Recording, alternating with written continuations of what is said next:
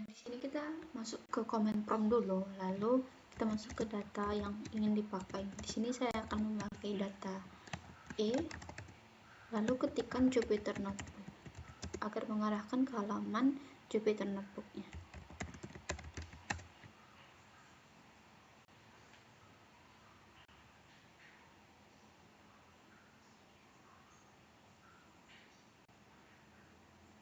Jika sudah masuk ke halaman ini, kita akan memakai folder yang sebelumnya kita pakai di tugas 1 pertama, yaitu Prac Data Mining. Nah, di sini ada folder file-file tempat tugas yang sebelumnya. Jadi kita di sini akan buat file baru, klik Python. Nah, maka akan diarahkan ke tab ini. Baik, kita masuk ke Jupyter-nya. Ini yang pertama, misalkan ada suatu variabel yaitu G, isinya adalah nilai 7. Kita tuliskan dulu G sama dengan 7.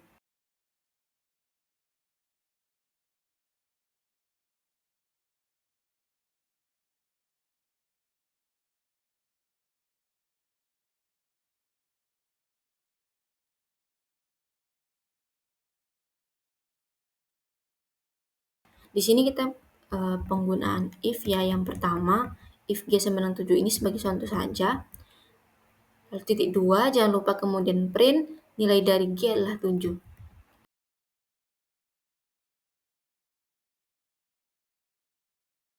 Kita lihat di sini ketika kita menggunakan titik 2 secara otomatis komennya atau isi dari statementnya itu yang menjorok ke dalam di sini ada space di sini. Ketika kita run maka nilai dari G adalah 7. Output ini akan muncul ketika hasilnya true di sini. Itu di bagian if G sama dengan 7. Ketika kondisi ini terpenuhi. Misalkan contoh yang kedua H sama dengan 5.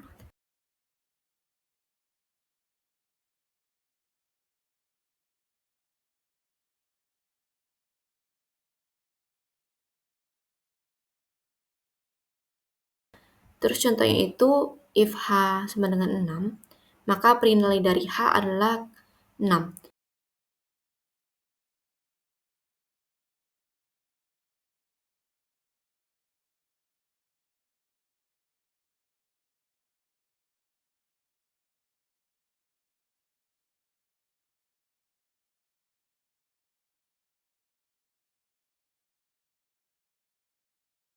Kemudian di sini kita menggunakan else, artinya adalah alternatif lain, maka print nilai dari H bukan 6. Hasilnya dari outputnya itu nilai dari H bukan 6, karena H itu adalah 5 yang sebenarnya. Itu untuk penggunaan if else pada Python. Kemudian di sini kita ingin tambahkan lagi alternatif, misalnya ada variabel i. I itu sama dengan 3. Kita misalkan if i sama dengan 5. Kemudian statementnya isinya itu adalah print nilai dari i adalah 5.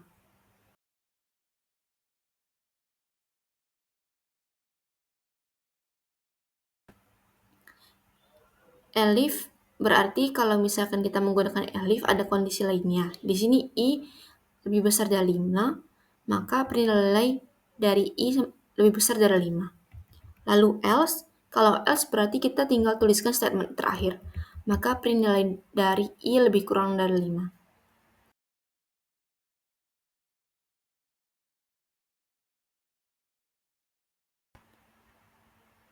Ini adalah kondisi ataupun statement selain dari yang di atas. Tentunya hasilnya yang terakhir. Nilai dari i kurang dari 5, karena i itu yang sebenarnya nilainya bernilai 3. Kita lihat untuk penggunaan if secara bertingkat. Di sini kita lihat misalkan J sama dengan 4. Kemudian kita if misalkan J kurang dari 7, maka print nilai J kurang dari 7.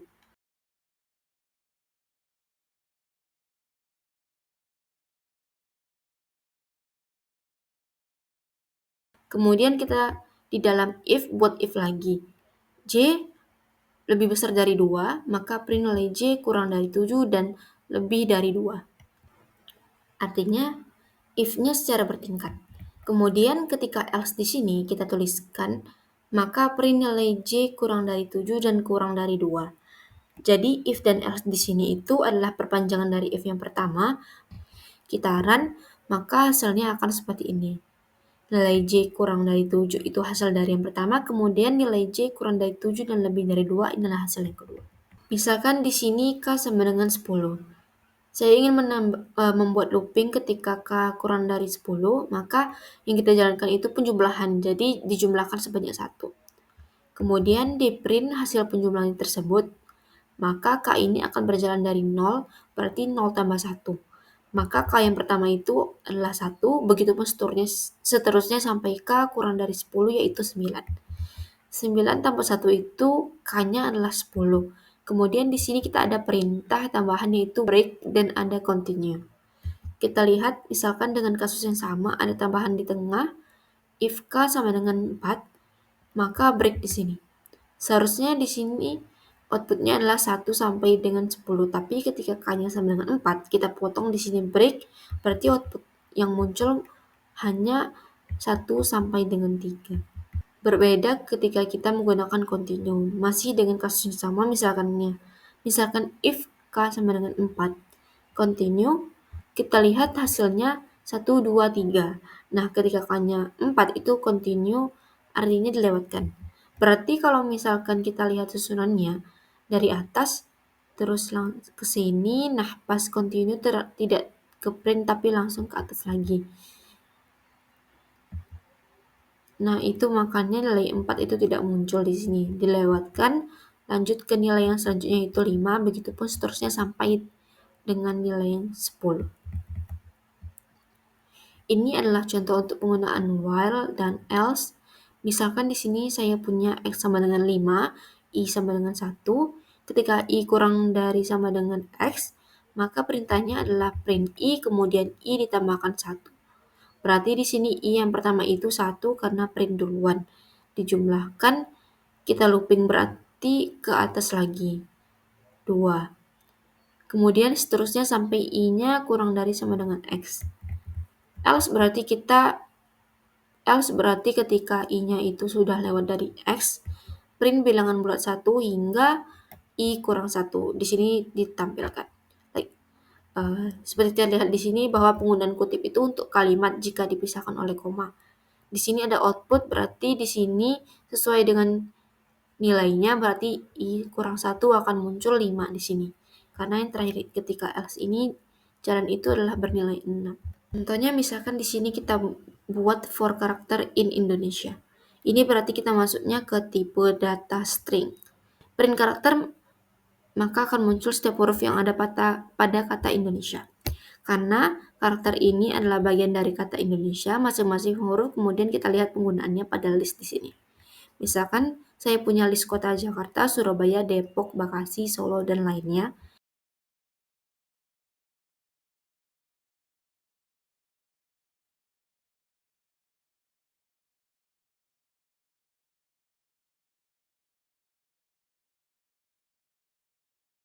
Kita buat di sini for kota in list kota. Print kota, maka akan muncul outputnya adalah elemen-elemen pada list kota. Kemudian untuk kasus yang sama kita buat enumerate, dan di sini ada i. Nah, kita lihat print i kota. Apa yang terjadi? I yang di sini pada for ini itu adalah menunjukkan urutan dari list kota. Tentunya kita tahu bahwa list kota ataupun urutan dari Python itu diawali dengan angka 0 di sini. Walaupun yang kita biasanya sebutkan itu Jakarta, ini adalah data yang pertama. Tapi kalau bahasnya urutan, Python mulai dari urutan 0. Kemudian penggunaan for pada tuple. Ingat kalau misalkan list tadi ciri khasnya itu menggunakan kurung siku, tapi ketika kita beralih ke tuple itu menggunakan kurung biasa. Sebenarnya ini sama saja, for buah in tuple buah, print buah, maka akan muncul elemen dari tupelnya di sini. Kemudian di sini kita masuk ke penggunaan for pada range. Kita lihat for i in range 5, berarti kita akan buat 5 di sini pada perulangan ke i. Yang ada kutip itu adalah kalimat. I itu adalah output, berarti range 5 kita buat sebuah 5 perulangan. Yang i tentunya diawali dari 0. Jadi akan muncul perulangan ke 0 sampai dengan 4. Bagaimana ketika kita buat misalkan for i in range 1,11. If i modulus 2, di sini persen itu adalah modulus, sama dengan 2 kali itu berarti logik dari sama dengan 0, maka print. Else berarti ketika kondisi ini tidak lagi berlaku print angka ganjil. Kita lihat outputnya tentunya untuk i yang 1 karena di sini ditentukan nilai minimum yaitu 1, maka angka ganjil yang terprint angka ganjil 1, angka genap 2, begitu seterusnya sampai angka genap 10. Kenapa 11 tidak ada? Karena kita bacanya di sini range antara nilai minimumnya itu 1 dan nilai maksimumnya itu kurang dari 11. Jadi 11 itu tidak masuk. Satu lagi fitur dari range ini, misalkan for i in range 2,12,2. Kita lihat print i sama dengan i. Nah, kalau kutip tadi kita tahu bahwa itu adalah kalimat, maka akan tetap intinya i ini adalah outputnya. Kita lihat nilai minimumnya itu 2, maksimumnya itu kurang dari 12, lalu 2 terakhir itu menunjukkan selisihnya yaitu 2. Berarti ketika i yang pertama itu 2, yang kedua itu 2 tambah 2 berarti 4, begitu pun seterusnya sampai dengan 10, karena ketika lewat dari 10 itu 12, sedangkan yang kita batasi di sini adalah range kurang dari 12.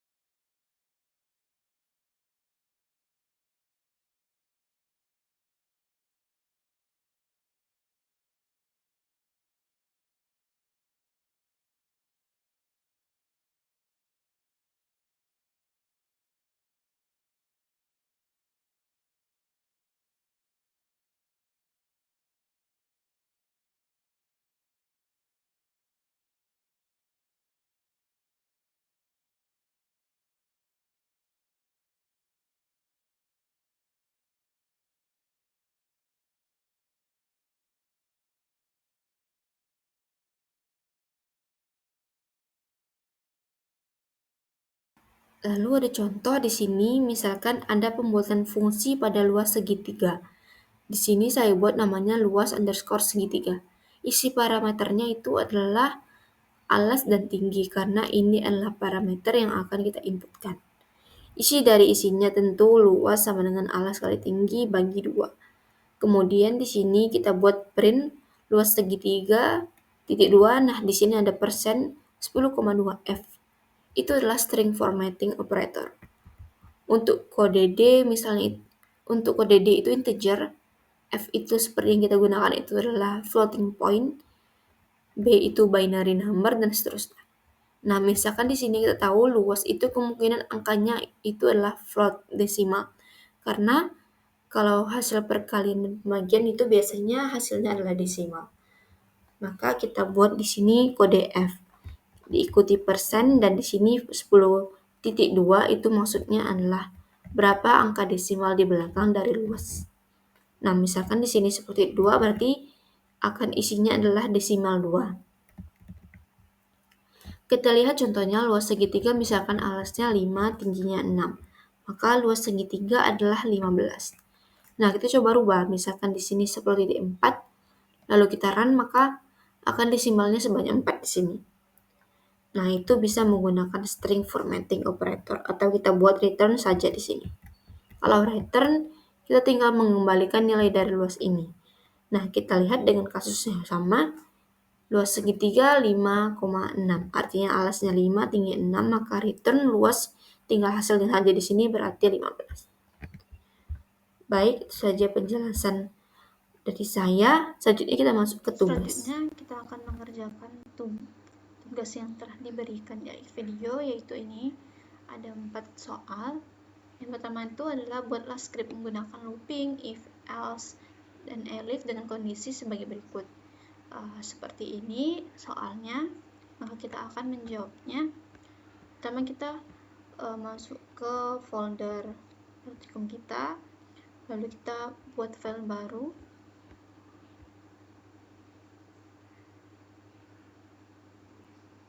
Nah, maka akan diarahkan ke sini. Baik, untuk soal yang pertama itu ada fungsi ucapan waktu dalam kurung jam itu, di mana parameter jam itu untuk menerima angka jam dari integer, di mana fungsinya akan mengembalikan sapaan sesuai waktu. Lalu, if jam lebih besar sama dengan 3 dan jam lebih kecil dari 12, yaitu maksudnya jam 3 sampai dengan 11.59 itu untuk ucapan selamat pagi. Lalu, selanjutnya elif jam, maksudnya jam 12 sampai dengan 14.59 itu untuk ucapan selamat siang. Lalu elif lebih besar dari 15 dan jam kurang dari 18, maksudnya jam 3 sore sampai dengan 17.59 itu untuk ucapan selamat sore. Lalu else selain rentang di atas, maksudnya itu untuk selamat malam. Lalu untuk pengujian outputnya ini dengan loop ini secara bersama-sama bisa kita pakai untuk jam 8, jam 14, dan jam 17, yang mana jam 8 itu selamat pagi, 14 siang, dan jam 17 itu selamat sore. Bisa juga untuk ujian jam tunggalnya, kita bisa isikan sini untuk jam berapa, langsung jam 8, 14, dan 17, maka outputnya akan sesuai dengan fungsi yang di atas.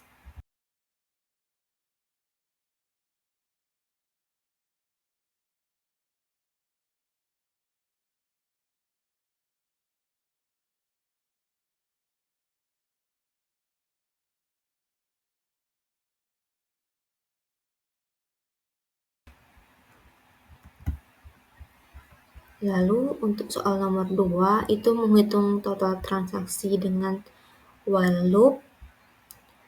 Nah, untuk penjelasannya ini transaksi kita isikan harga-harganya.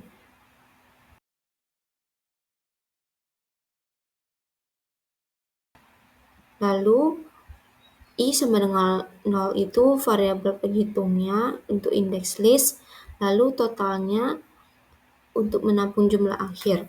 Lalu while I kurang dari line transaksi, maksudnya perulangan akan terus berjalan sampai selama I lebih kecil dari jumlah data transaksinya.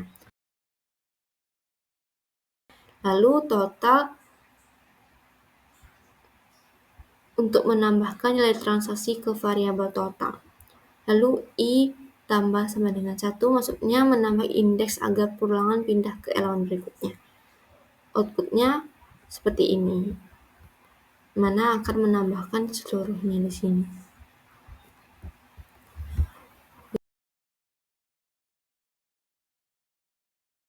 Begitu juga dengan yang nomor 3, itu hanya perbedaan dengan yang di atas ini menggunakan for loop.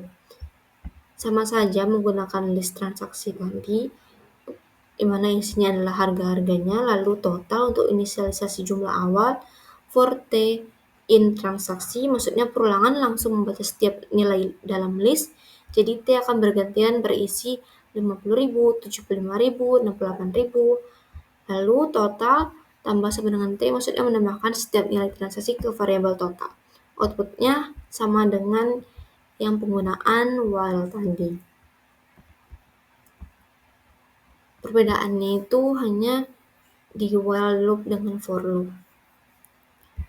Lalu untuk soal nomor 4, ini kita soalnya yaitu penghitungan rumus-rumus pada balok, kubus, trapesium, dan sebagainya.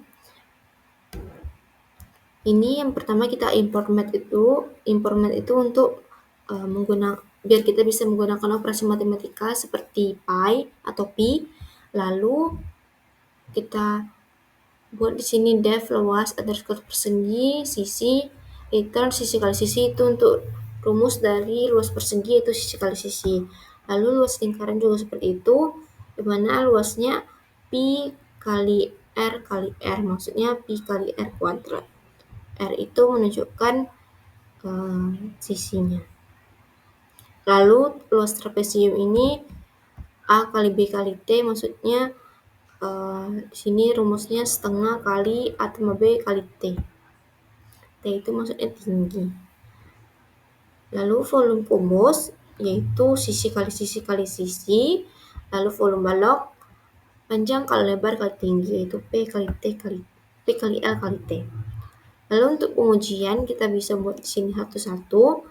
Untuk luas persegi, kita contohnya itu sisinya 4, maka kita print di sini luas persegi. Ini untuk kalimatnya diapit dengan tanda kutip 2. Lalu luas persegi dalam kurung 4 ini adalah sisinya. Dengan hasilnya 16. Lalu luas lingkaran dengan R-nya 7. Lalu hasilnya seperti ini, 153,944. 44 sekian. Lalu untuk luas trapesium dengan A-nya 6, B 4, dan tingginya 5. Lalu dengan hasilnya yaitu 25. Volume kubus pun juga seperti itu, sisi kali sisi kali sisi dengan sisinya 3, maka hasilnya 27. Dan volume balok dengan panjang 4, lebar 3, dan tinggi 2, hasilnya 24.